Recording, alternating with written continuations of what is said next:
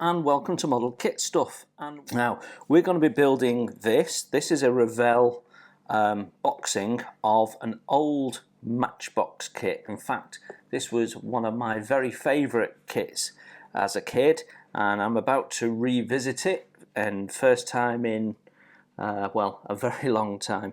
I probably built this late 70s, possibly early 80s. And if you know anything about Matchbox kits, you know that the 1/76 scale kits came with a little diorama base, and ultimately when Matchbox decided to opt out of making model kits, the tooling ended up with Revell, and they have been re-releasing them periodically.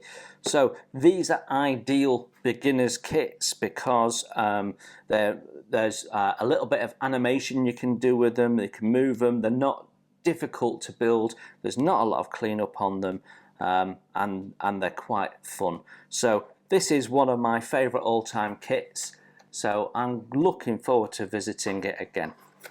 So when you buy one, you get the little box. It tells you that there's 54 parts, and it tells you that it's a level 4. Now I would ignore that. I'm not sure how Revell put their level scoring together, but I built this when I was 9 years old on my own without any help, and I painted it. So I would say that this was a level 2 at most, so I wouldn't worry too much about that. Anyway, we've got on the back a list of paints, but we'll use our own paints, and it shows you some pictures of the finished model, and that's how we get our little diorama. So let's have some fun. So a quick look at the parts. We've got what are called rubber band style tracks, but actually these are fairly good rubber band tracks, better than some of the others that were around at the time. We've got one sprue which has mainly our vehicle parts on, and our bits for our palm tree, and it actually does have the original Matchbox part number on it there, which is PK-77.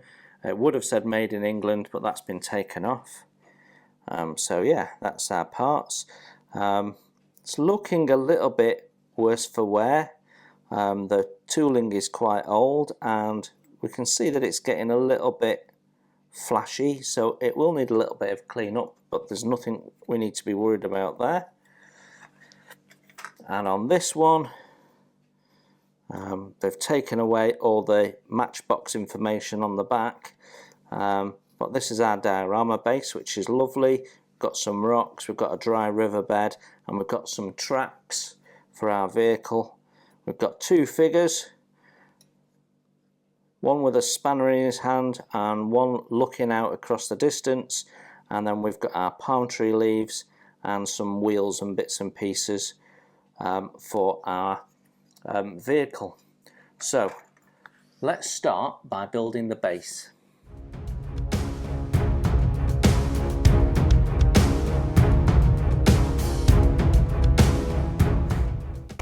So that is our base.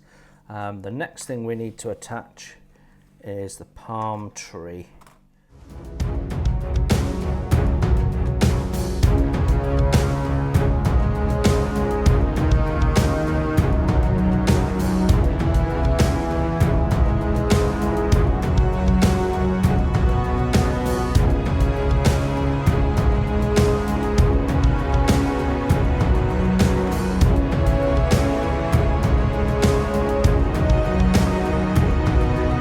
That's our first part in. So the next bit is our palm leaves. Now you'll notice that they have different size holes, and there's a step on the top of the palm tree. So that one goes on first, that goes on top, and then as a remember, the two little ones stick out of the top. So let's do that. So you can see at the moment they sit quite flat. So what we can do is just put some bend in there, so without breaking it, just by putting a little bit of pressure and flexing it in, we can put a bit of a curve on the leaf, which will just add to the authentic look of the tree.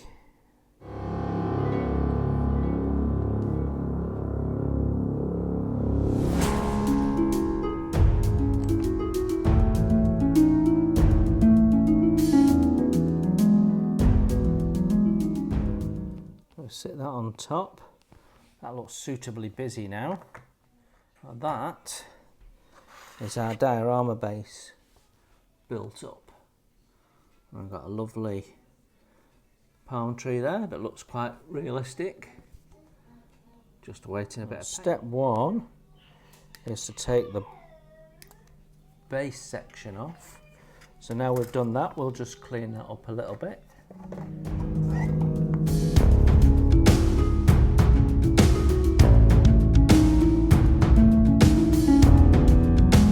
Step 2 and 3 is lots of wheels. So we've got idler wheel, we've got the drive wheel, we've got the road wheels, and then we've got these little rollers that go along the top which feed the track along. So what we're going to do is we're going to take those parts off, clean them all up, put them on, and make sure that they're all nice and straight. So let's crack on with that.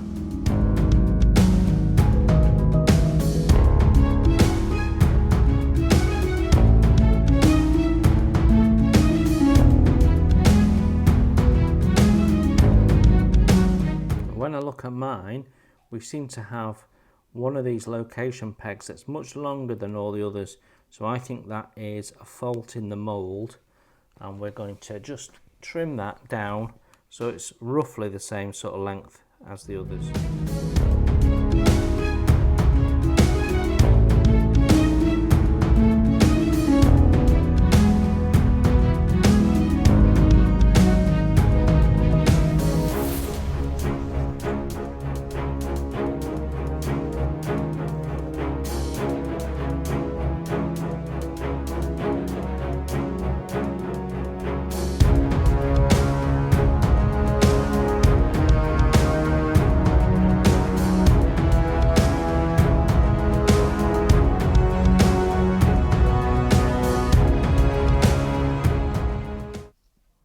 So that's all the wheels on. There was no real issues, other than one of these wheels was slightly not clearly moulded, and we had to get a knife on the inside hole and just clean it up a little bit to get it onto the sprocket. Otherwise everything's okay.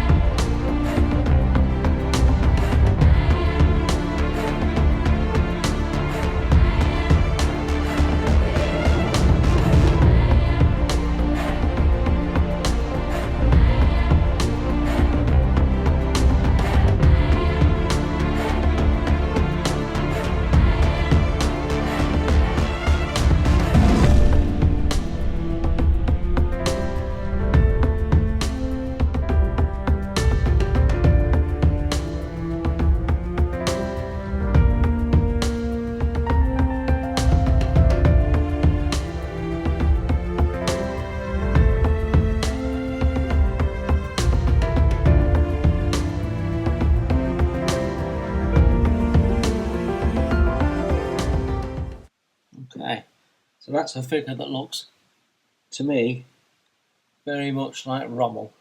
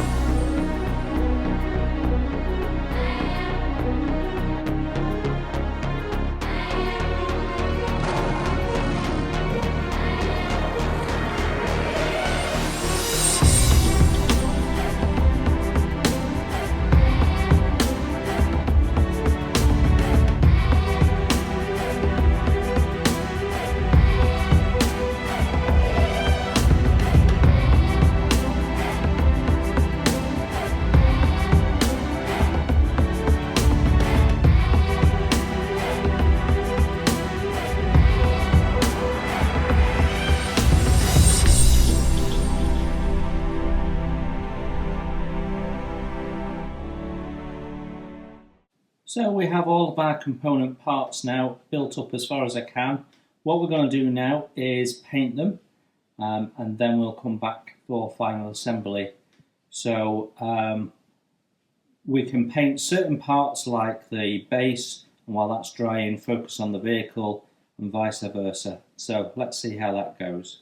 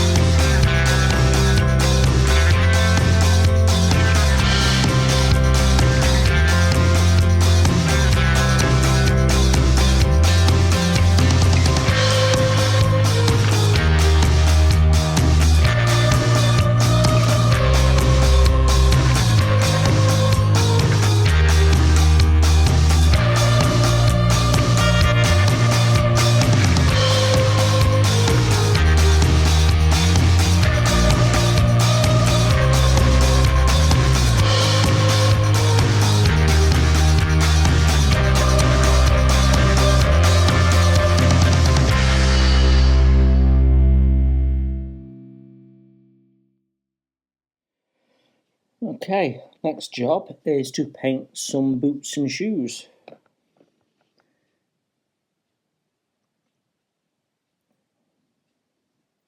I'm using Humbrol's 62 leather for this task. It's such a nice colour, and you can weather it really nicely with brown washes and get an effect that suits what you're looking for. It's one of those colours that you always keep in your inventory. It's so often called upon.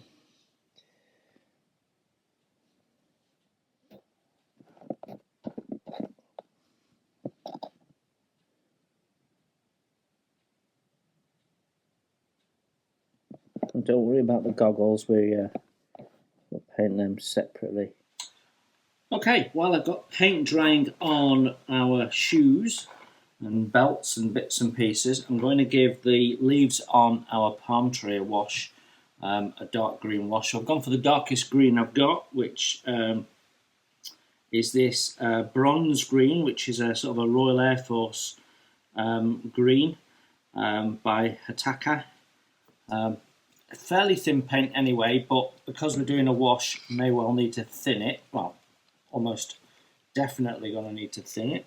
I'm not sure I've used this colour before. It came in a set. I might have used it on my Wellington now I say that. Yeah, we're going to thin that. So I don't have the correct thinner for these, so I'm going to use Vallejo thinner. See what happens.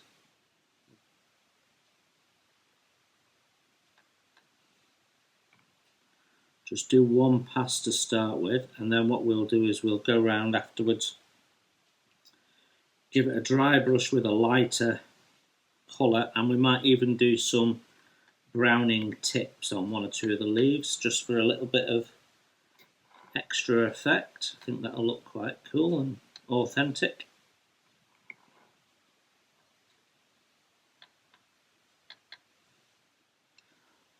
Okay, let's flip her upside down and do the underneaths.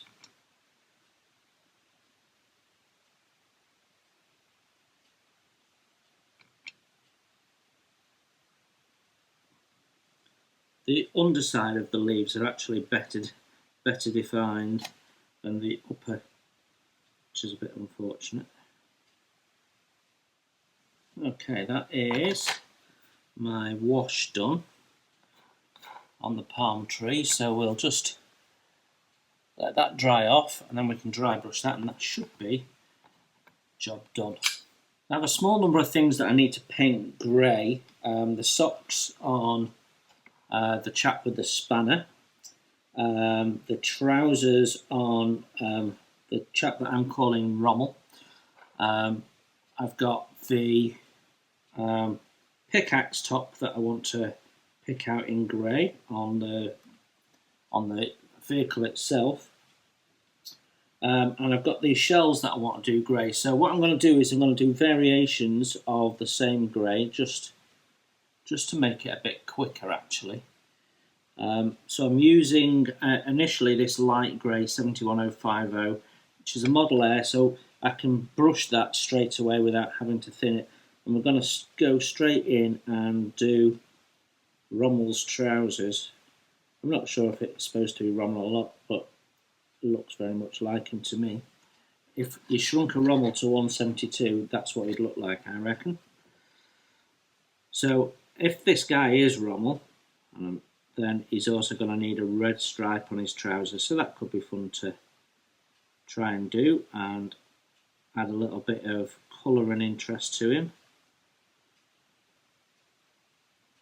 It's been so long since I painted 172 scale, or in this case 176 scale, anything. I'd forgotten how small everything really is, but it's quite therapeutic actually.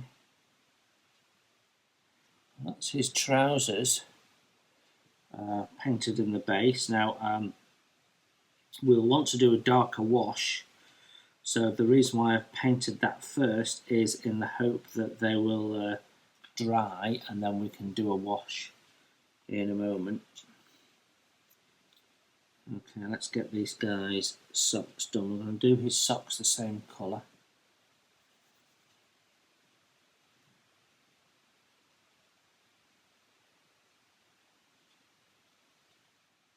Okay, that's looking okay. Right, so I want to do these shells, and I want them to be slightly darker. So what we're going to do,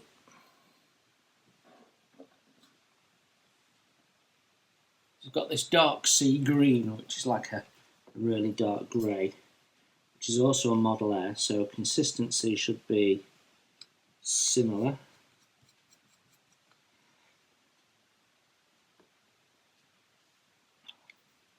I'm just going to use that to darken up the grey we've got going here. Okay, so what I've done is I've put the shells tip side into some blue tack so I can paint them. We'll do the tips a different colour, you see. So that just makes it nice and easy for painting these.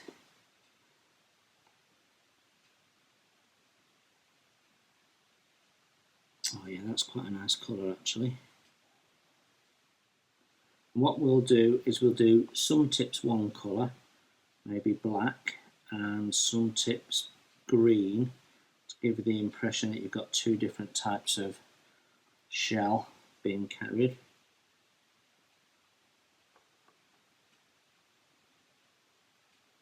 Okay, that's our shells done, so we'll let that dry for a sec. I'm going to put one more scoot of dark grey in just to change the colour just that little bit more again, and we're starting to feel a little bit thick, so I'm going to put one drop of thinner in. I'm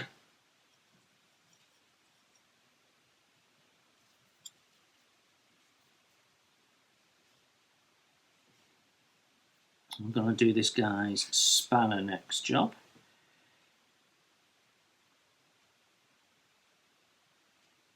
And that does two things. It just tidies up the hand and gives us an opportunity to weather that spanner, so we can use a pencil and metallize it a little bit, and that should look really quite cool. We can use the same colour for the top on this pickaxe, so do that while we're at it.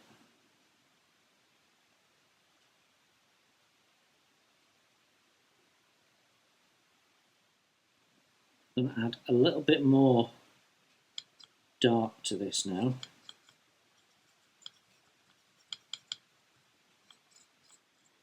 And what I want to do now is use that to do a little bit of chipping on the vehicle. So I've got a very fine brush here, it's a 10-0, and we're just going to almost dry brush, but not quite, just go where we think there might be some chipping, so along the edges where the tarpaulin tie downs are, anywhere that might come into contact with something bashing against it. So trying to keep it subtle, but at the same time add a little bit of texture and depth to what we're doing. So around the hatches is an obvious one.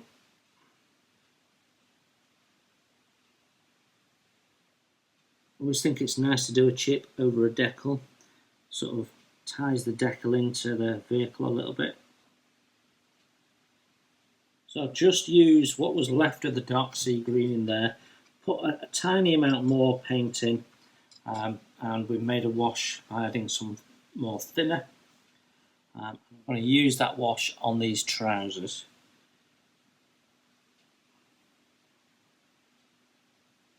I'm just going to go over it quite liberally and let it find all those little different folds in the uniform. That'll just help it stand out.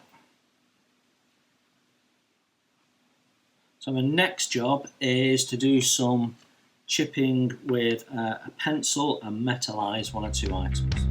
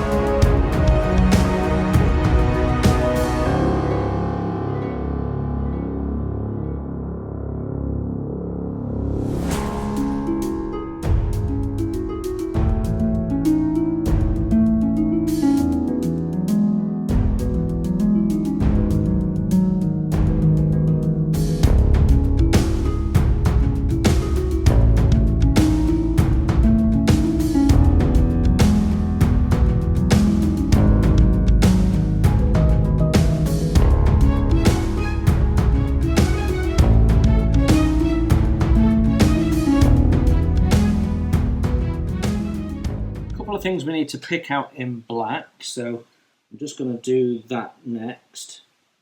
And these are tiny things. We've got the binoculars on our Rommel figure and his iron cross. So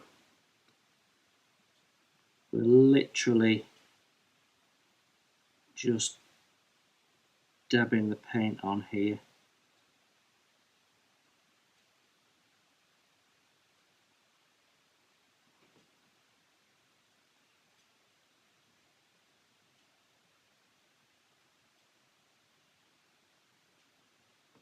Okay, that's his iron cross done.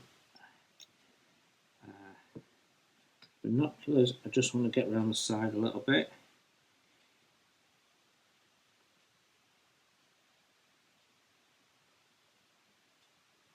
Add some depth to them.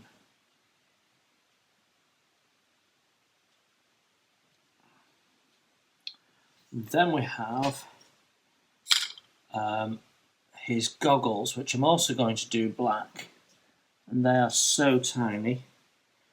What we're going to do is we're going to do that with a toothpick cocktail stick.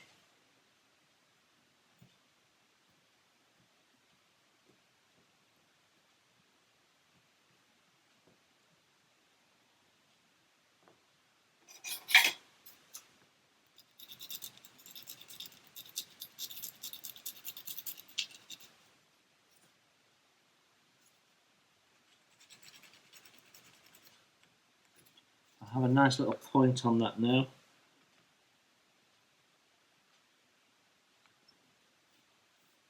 Dab it on the paint. You can see there's virtually no paint on there, which is what we need.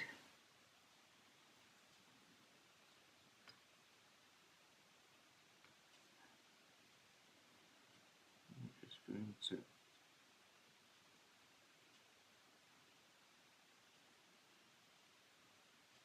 dab that in to make the lenses. We can make a little wash from that black paint, so rather than wasting it, we'll make a little wash, and I'm actually going to make a wash this time just with some water. And then with that wash we can just do the shells that go in the back.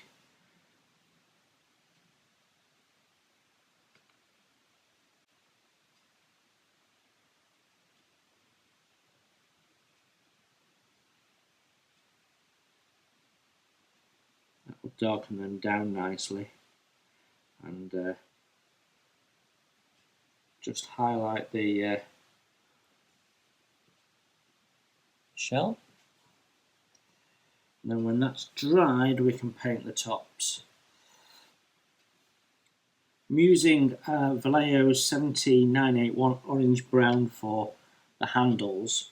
It can be a little bit stark. It's almost like a new wood colour, but I quite like it, and I think it will stand out quite nicely against all this yellow paintwork on the vehicle. So that's my thought process.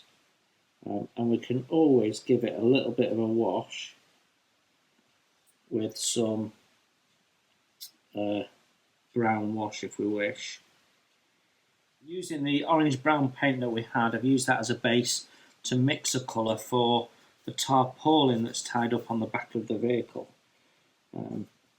So I wanted that to be a different colour again than anything we've used, so it stands out.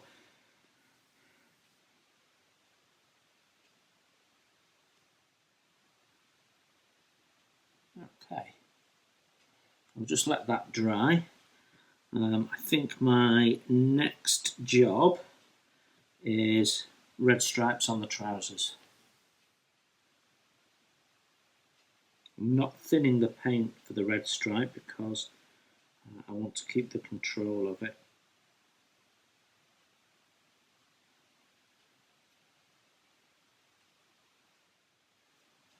There we go, that looks quite good, and therefore he needs red epaulets, doesn't he?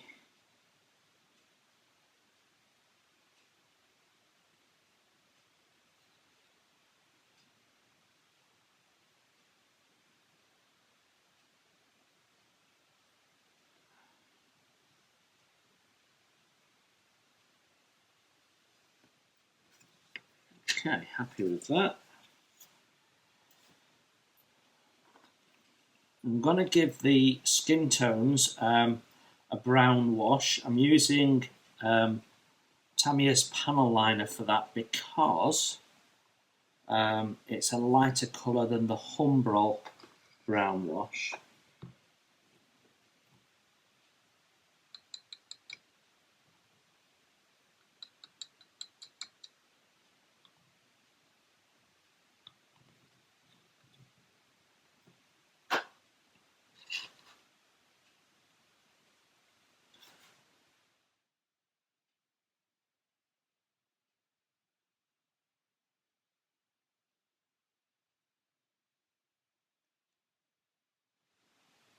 That is my base done. I'm happy with that. What I'm going to do next is some work with some pastels to make it look a little bit dusty, and then we'll stick our vehicle on and make that look a little bit dusty, and we've got the shells to finish off.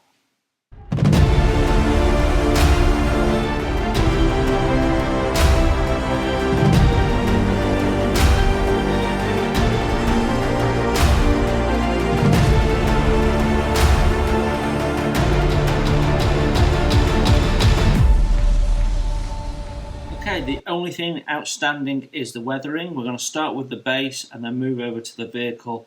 Then we can glue the vehicle in place. So I'm using a combination of pastels and Tamiya's Weathering Master sets, which I think are really eyeshadow, aren't they? Anyway, let's crack on.